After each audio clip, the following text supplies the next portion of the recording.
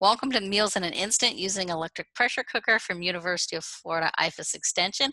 Today our presenter is Sarah Ellis from Citrus County. Sarah Ellis is a family and consumer sciences agent working in health, nutrition, and financial management. Primarily, Sarah works in financial management, but she has taught a lot of classes over the last year or two on using electric pressure cooker. So when we decided to do this session, she was our first choice for speaker. So welcome, Sarah. Thank you very much for having me today. So I actually started teaching these classes because what I was finding is in some of my money management classes, people were spending a lot of money eating out. So I'm going to start by asking if you guys can just type in the chat box, who currently has an electric pressure cooker and whether or not you are using it or are you afraid of it? Because I will say that I have had a electric pressure cooker for an extended period of time, and I was terrified of my pressure cooker for, I've had it almost since the first time when they first started becoming popular. My sister-in-law actually tricked me into getting one. She acted like she had one, and so I'm a mom who works, and at the time I was also going to school. But when I was growing up, when you heard in the kitchen, you stayed out of the kitchen because traditional pressure cookers were loud and they were known to explode. However, the electric pressure cooker is not your grandmother's pressure cooker. They're different and they frequently have multiple functions. So we're going to talk about those. I see some people have used them and taught others, and that's awesome because that's sort of how we started here. So let's first talk about why you might want to use an electric pressure cooker. So first and foremost, they can save time. They cook food faster than traditional cooking methods, 3 to 10 times faster, and it cooks it quickly and evenly. When I was working full-time and commuting back and forth and trying to feed my sons, I did use the the crock pot a little bit, but found that I personally wasn't in love with crock pot meals. So that wasn't an option that I really liked to use a lot. But when I started using the electric pressure cooker, which actually happened because I came home, I am famous for forgetting to defrost foods. I came home and my boys, I have a 16-year-old and a 20-year-old, and they wanted meat for dinner. And I only had frozen bone-in chicken legs that I knew would cook quick. And they were done in 20 minutes. And that was when I decided that my pressure cooker was my new best friend because it saved me a lot of work. My food could be prepared in minutes as opposed to hours. And I also can use one pot, which is awesome. And I can save energy and money because I'm cooking food for less time.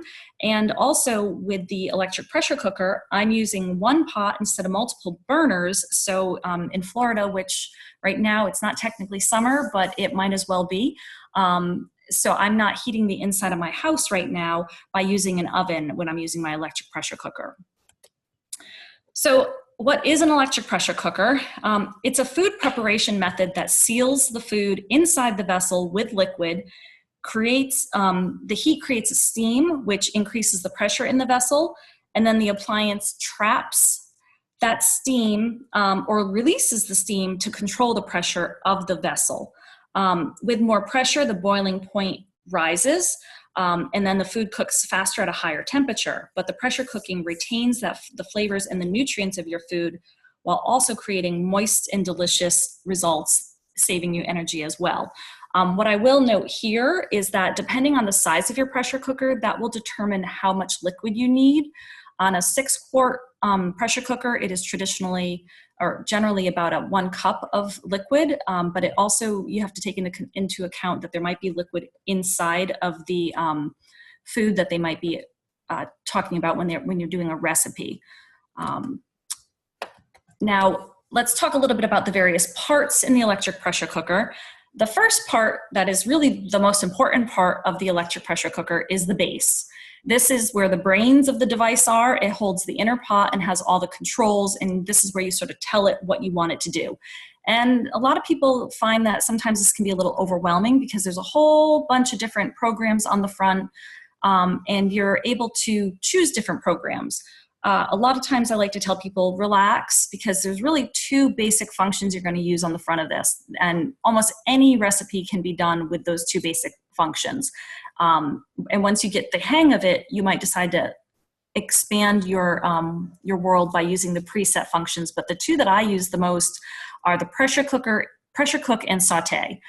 For me, I use the saute a lot because I do a lot of one pot meals, such as chili, or even my spaghetti sauce I make in my electric pressure cooker now, and I don't do in a crock pot like I used to. So I will saute my meat, whether it be for chili or for homemade spaghetti sauce, and then I will add all the other items in there and then do pressure cook. And with the pressure cook, you can change your settings using that, changing how high the pressure is, also how long it's pressure cooking, various things like that. So the base is the most important part, and you have to sort of be careful and make sure that you don't leave it somewhere.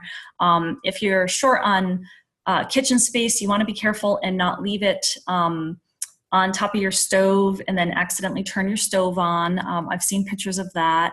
You want to make sure you're not getting it wet, and you also want to make sure that you always have the inner pot inside of the base before you go and do any cooking. So the inner pot is the stainless steel insert that sits inside that base. It's easily removed for cleaning, but it's essential for cooking. You don't want to operate your electric pressure cooker without the inner pot. And I will say that one of the brands of pots out there, if you have, we had bought a couple for use at work, and one of them had an error message, and the first thing that pressure cooker company asked me for was a picture of the inside of the base without the insert in it, to make sure that I hadn't dumped food in there and accidentally caused an issue with the base. So make sure you don't operate it without it. Then we have our condensation cup, which is on the back of the base unit. And this is a cup that collects moisture and condensation that might leak out during the cooking process. Generally, that's during cooking of stews or stocks, not other items. You'll sometimes see it with some other items, but most of the time it's going to be something that's really liquidy, and it just keeps that condensation from going, like dripping all over your counter. And then we have our lid. The lid is very important with our electric pressure cooker because it seals the pot. It has a steam release handle, so you can see the little blue arrow pointing to the release. So that's how you either have it on sealing so that it builds and maintains pressure, or you have it on venting where it's going to be releasing that steam. And then you have your float valve. Your float valve indicates if the pot is pressurized. If it's up, the pot is at pressure. If it's down, it's not pressurized. And then on the inner side of that pot, of that lid, is your silicone or inner ring. And that is located on the inside of the electric pressure cooker lid, and that is essential for pressure cooking. It's the one time my pot didn't go to pressure, it was because I forgot to put the silicone ring back on after cleaning. So that has to be there for sealing. And making sure that you keep your pressure up. It was rice that I was trying to cook. I have 2 pots at home now, and I had one where I had rice going in, and then I had the other one that I had a curry dish going, and I like them separate. I'd like my curry on top of my rice, not mixed in with my rice. And my rice wasn't getting to pressure, and that should have been to pressure quicker than my curry was, and turns out I forgot to put the silicone ring back in. And then you also have on the inside of the pot your float valve and shield. So the shield prevents food from getting trapped into the pressure release valve. And that in the past, when pressure cookers exploded, part of the issue was that these things were getting blocked because they weren't able to let out that pressure that needed to be let out. So the float valve goes up if there's sufficient pressure in the cooker. And once it's up, there's a little silicone band on it that seals the pressure cooker, and the pin of the float valve will serve as a lock, preventing the lid from being opened until pressure is completely released. And then we have the front of we're going to talk about the settings right now. So the front of your electric pressure cooker can look very complicated because there's all these different buttons that denote different programs. But once you understand what they mean, it's pretty straightforward. I'm not going to get into every single function because, like I mentioned earlier, there are 2 most two settings you're going to use more than any other one. But these buttons do refer to different cooking methods with specific preset times, and they can be altered a little bit. So that it's to make things a little bit more user-friendly, but when I look at it, sometimes I feel a little overwhelmed. And so the two that you're really going to use the most, like I mentioned earlier, is you're really going to use that pressure setting, and your pressure setting is going to be high, low, and sometimes normal. High pressure indicates when the pressure cooker is cooking at high pressure and the lid is sealed to keep the pressure trapped. A low pressure would indicate a lower pressure, but the appliance is still pressure cooking. And then normal would be if the appliance is functioning as a slow cooker and not sealed or using pressure. Then we also have a keep warm setting, which will automatically turn on when cooking is complete unless you tell your pressure cooker otherwise. Most cookers will need to be turned off or unplugged to end that keep warm setting. Some pressure cookers you can manually select it so it doesn't go to keep warm after. And then you have your manual or pressure cook button. On this one, it's noted as pressure cook. If you have an older electric pressure cooker, it might have one that says manual. It means the same thing. It's pressure cooking. And then you have the plus sign and the negative sign buttons, and those are used to adjust how long you're going to be cooking for. But like I mentioned, the two pre-programmed settings you're going to use the most is pressure or manual. That's the most frequently used setting, and most of your recipes are going to tell you, if you're looking at recipes online or if you're looking at recipes in a book, they're going to tell you to use the pressure or manual setting.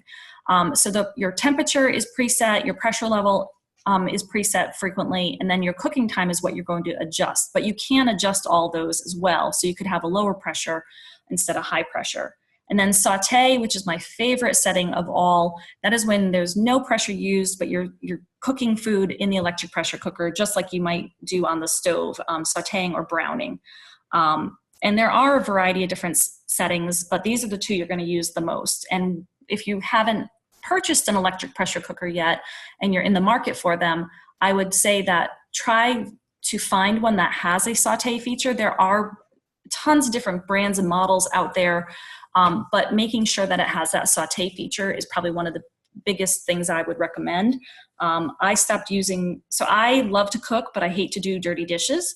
I hate to wash dishes, and I stopped using my crock pots because I would always have to, if I was making spaghetti sauce or if I was making chili, I would have to first brown my beef or my meat on the stove and then add it to the crock pot and then add everything else. With this, I can just use one pot, get everything done in there. I still think slow cookers are great. I just happen to really like that I only have to make one dirty dish as opposed to 3.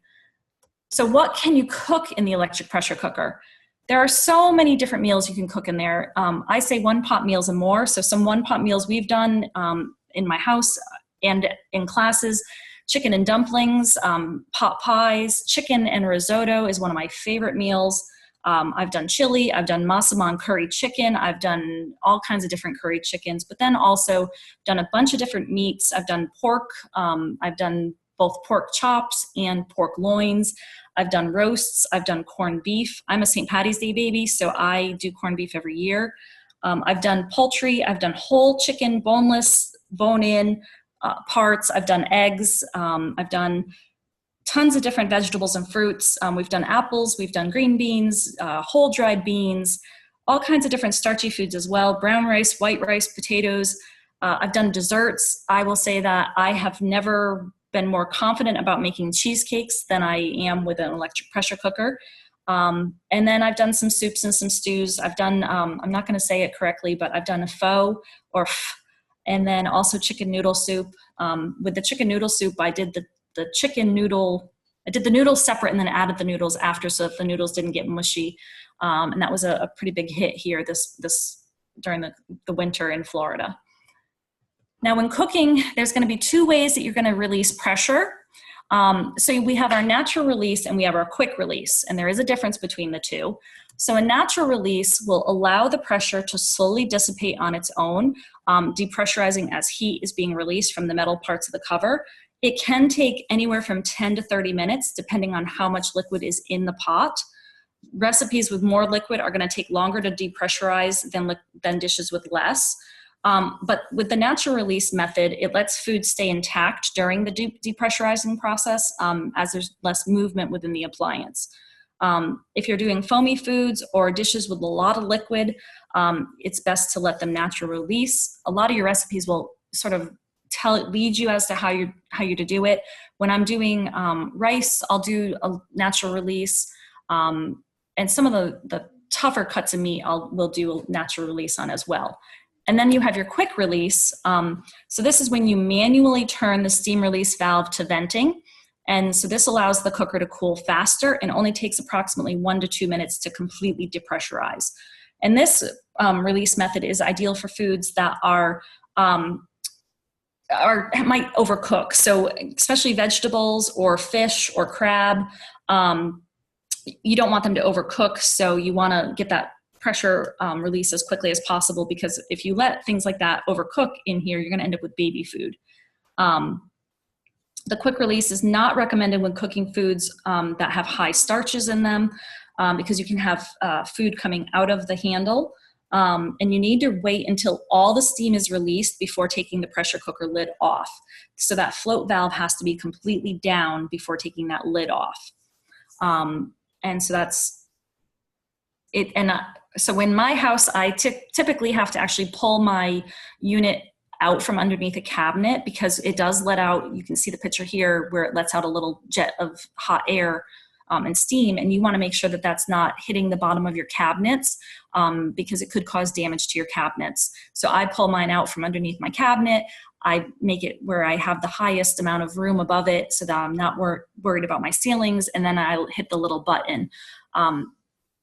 There are some people who say you can put a rag over like a light cloth over the steam release valve. And then there's other things that say to not ever put anything over the steam release valve. So you just want to be safe and make sure that the pressure is able to get out fully, and that you're handling everything safely.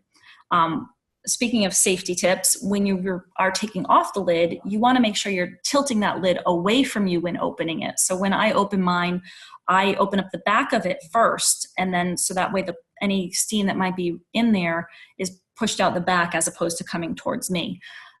You can wear waterproof, heat-resistant silicone gloves. My kids call them the lobster claws in the house because they're like little red silicone gloves.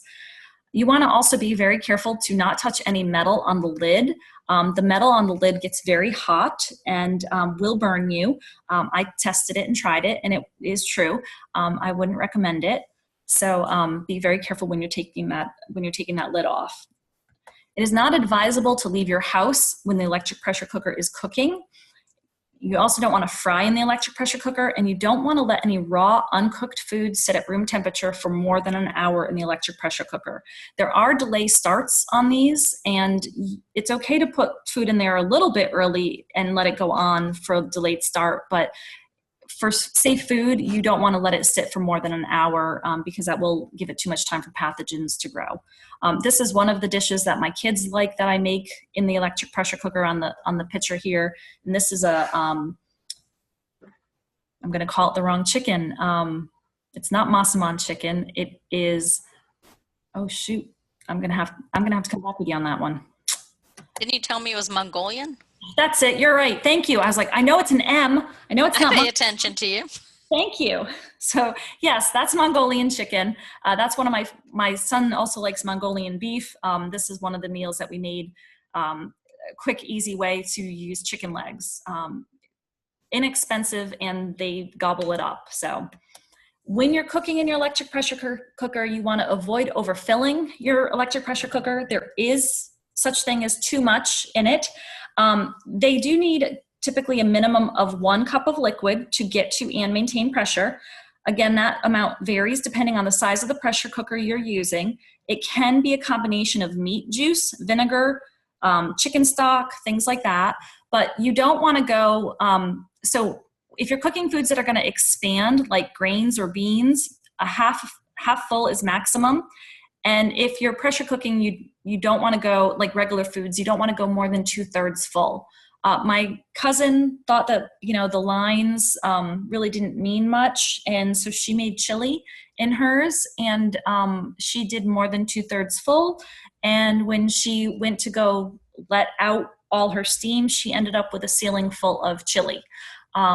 So that max line on the max line here is not intended for pressure cooking. That's for regular cooking. But when pressure cooking, you don't want to go more than 2/3 full if it's regular foods that don't expand, and no more than half full if it is foods that will expand. Now, how do we clean our electric pressure cooker? So cleaning the electric pressure cooker is a combination of things. You want to clean the exterior, the base, and the heating element with a clean, damp cloth. You can use a slightly damp cloth to clean inside of the pressure cooker base, but you don't want to get it super wet in there. You want to keep it dry in there, but whatever you do, don't put it in the dishwasher. Just use a damp cloth to clean it. On the base, on the edges, you can clean these edges either with a paintbrush such as shown here, or what I do is I take my ladle handle and I wrap a Clorox wipe around it, and the handle for the ladle fits right in this little groove along the edge, and I just slide it along there. Again, you want to use just a little bit of liquid. You don't want to get that thing completely soaked because that is where all the electronics are. And then we have our stainless steel inner pot and steam rack, and these are both dishwasher safe. They are stainless steel, and so you have to be careful. If you use other stainless steel on it, it can discolor the inside of the pot. And you want to use a non-abrasive stainless steel cleaner. Now, there are some brands that it might not be a stainless steel pot, and you want to be careful about what you use in those brands. I have two different pots in my house, and one of them has like a Teflon coating on that, and I don't want to use anything that might scratch that Teflon coating on that. Whether I'm scooping food out or whether I'm cleaning it, I have to be really careful about what kind of cookware I'm using on the inside of that. But for this brand, the Instant Pot brand, they're stainless steel and those are dishwasher safe. I think my other brand is dishwasher safe. I just have to be careful about scratching it. If you get discoloration inside your stainless steel cookware, you'll get like a bluish or rainbow appearance on the bottom of the pan. You can clean that with white vinegar. You can let white vinegar sit for 5 minutes there and remove it, but it doesn't really cause any issues. It's just that it's minerals and salt building up, so it's just showing like a little rainbow on the bottom. And then once you're done cleaning, you have your lid, and that whole top of that lid is dishwasher safe. I put mine on the top rack. That's where you should put it. You want to take that sealing ring and the anti-block shield off before you put it in the dishwasher. And then once it's done washing, you want to place it upside down, such as shown in the picture here, to prevent any odors. And also checking your steam release valve and your float valve to make sure those are clean as well. And then so this is the anti-block shield here. So you're gonna pop that out. You just have to put a little pressure against it and it will pop right up. And you wanna wash that, rinse that, air dry it, and then put it back on. And you just push it down to replace it. And then your sealing ring. So like I mentioned, your sealing ring is very important. It's made of high quality heat resistant silicone. It can be hand washed in soapy water or placed in the dishwasher, but you do want to allow it to dry before you put it back into your lid. You want to make sure that that sealing ring is positioned in the lid after every wash and that it's securely in place prior to cooking. Again, it is critical to your cooker functioning correctly, so inspect it carefully after you wash it and make sure that there's no signs of cracking or any other damage. If there is any signs of that, you want to replace it. These silicone lids can pick up food odors during cooking, so you may want to have more than just one in your house. So I have one for sweet foods and one for savory foods. I have a clear one for regular foods, and then I have the colored ones for sweet foods. So if I'm going to do a cheesecake, I'm going to trade out that sealing ring. Because I do a lot of garlic and a lot of curry, and I don't want my cheesecake to taste like that. So you can change those out. And then we have our condensation collector, which you want to remove and hand wash. You want to check it after each use, and you want to allow it to air dry. But you can see that bugs can grow in there, and mold can also grow in there. So you want to make sure you clean that on a regular basis so that you're not worried about that happening. Now, I know that I'm quickly running out of time, so I will say, don't use your electric pressure cooker to can. It is not recommended. It is not safe. They don't reach the right temperature. So I would advise against that.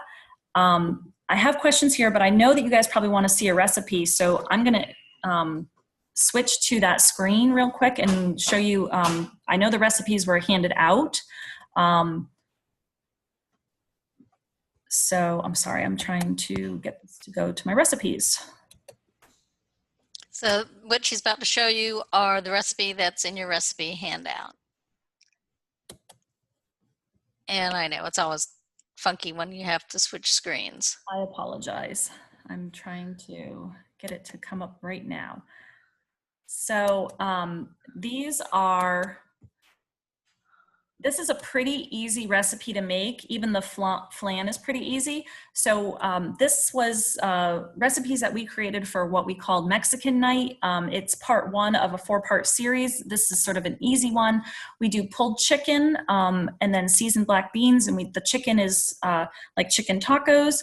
I will say my favorite thing about this recipe is that I did not know that you could use a paddle in a KitchenAid mixer to shred chicken, and it is probably the best hack I ever learned. So that's how I would recommend shredding chicken from now on if you have that ability. But these are kid tested and mom approved recipes. And I guess that's all I have for today. And if you don't have a paddle, you can always use a couple of forks, which is what I use to shred chicken. Yes. Especially if you have like a meat fork, which is bigger. So. All right, so there are a few questions, Sarah. I know a few have already been answered in the chat box. During the presentation, you mentioned foamy foods. What are those? Foamy foods? So like, you know, when you're boiling potatoes, or if you're boiling pasta and they create a foam at the top, that would be my best example of what might be. And they're also starchy foods, if you notice. All right, so this one might be a tough one. So it was a Southern question. Has anyone ever cooked chitterlings? My daughter loves them, but they don't like the smell. Any experience with that? No, ma'am, I apologize. I do not. That's because Sarah's from New England.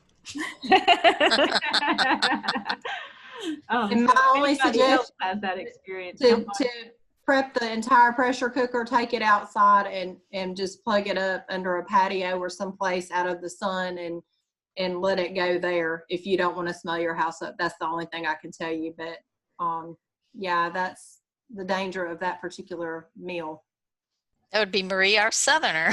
But I have never made them, but I do know they have quite the lingering odor. So when it comes to buying additional sealing rings, are the rings for the 6-quart cookers compatible with the 4-quart cookers? You would have to find the right ring, and that's actually not, thank you, Wendy. That was a really good question and a really good point. When people are looking to purchase an electric pressure cooker, one of the other tips I tell them is to see how easily it is to find replacement parts, because they aren't. It isn't a one-size-fits-all. You're going to have to find the 4-quart sealing rings or the 6-quart sealing rings or even the 8-quart sealing rings. And I've had people come to class who have 13-quart electric pressure cookers. And there's a family of 3, so it's quite a large pressure cooker. So you're going to have to get the right sealing ring for the right size pressure cooker. And that's one of the things you want to look for when purchasing one, is what parts can I get and how easily can I get them? Great tip. One last question, because I think we're right around time. Is there a recommendation on how often to replace the seals? I know you briefly mentioned that. I have had my oldest electric pressure cooker that I've had almost since they came out on the market, before everybody and their grandmother had one. And my sealing ring is still good on that one. So I'm just paying attention. I wash it after every use, and it has not gotten, it hasn't gotten hard. So once they lose that flexibility, that's when you really got to start looking for a new one. So right now mine is still pretty malleable. It's pretty soft still. And there's no signs of any cracks or chips or any issues with it at this point. So you really just have, I would say it sort of depends on how you treat them. I definitely use mine a lot. So if it was sitting there, I might need to replace it more frequently. But at this point, I haven't had to replace one. And I've had that pot for almost 4 years. So, Sarah, I have one last tip for you. The next time you make your chicken noodle soup, once you have pressured it and you have done with the seal and the release, open it, take your chicken out and turn it back to saute, and then you cook your noodles in that according to the noodles direction. That's how I make my noodles for my chicken noodle soup in my electric pressure cooker. All right. Well, very cool. First of all, and somebody mentioned a point that I was going to make is there are tons of recipes out there. Yes. I was temporarily a member of a Facebook page for that until they blew up my Facebook. So with excessive numbers of posts, so lots and lots of great recipes, and we encourage you to try the healthier ones most often.